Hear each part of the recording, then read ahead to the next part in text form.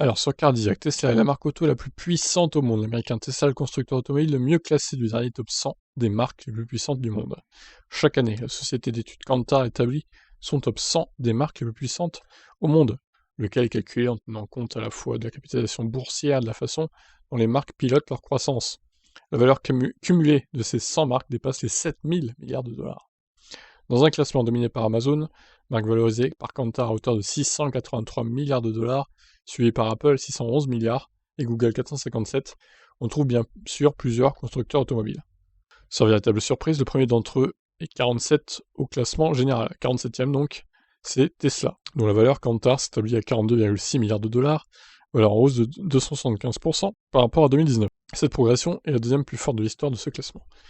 La valorisation de Tesla repose sur l'enthousiasme que l'entreprise suscite auprès des investisseurs, sur l'intérêt que lui manifestent les consommateurs sur des volumes en hausse, près de 500 000 voitures vendues l'an dernier, dans le contexte délicat de la pandémie, et sur une percée profitable en Chine.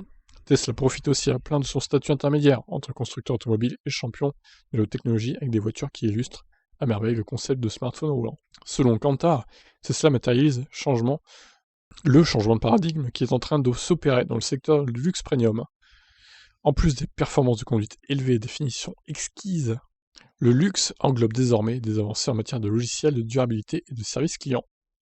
Sur ce dernier point, on pense notamment aux technologies de conduite autonome ou aux mises à jour à distance qui permettent d'améliorer les voitures tout au long de leur vie.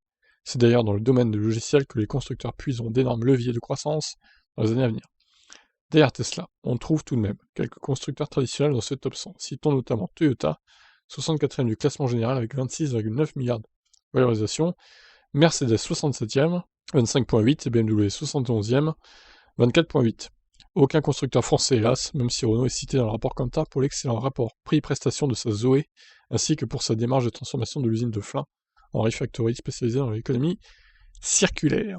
Alors du coup, le top 10, Tesla devant, Toyota, 16 milliards de plus en termes de valorisation. Mercedes tout juste derrière Toyota et BMW tout juste derrière Mercedes. Plus loin, on retrouve Honda et Ford quasiment coude à coude. Audi, puis Nissan qui sont assez serrés. Volkswagen 9ème seulement. Volkswagen, on pourrait penser qu'ils étaient mieux placés que ça, c'est assez étonnant. Pourquoi seulement 9ème? Bizarre. Et juste derrière, on retrouve Porsche. Ok, bon, après ça vaut ce que ça vaut, hein, alors top là, mais encore une fois, Tesla se retrouve en tête. Certains diront que, vu leur nombre de ventes, c'est pas très mérité, mais bon, je vous laisse débattre de ça dans les commentaires, bien évidemment, dans le respect comme d'habitude. Allez, je vous laisse. Bye bye.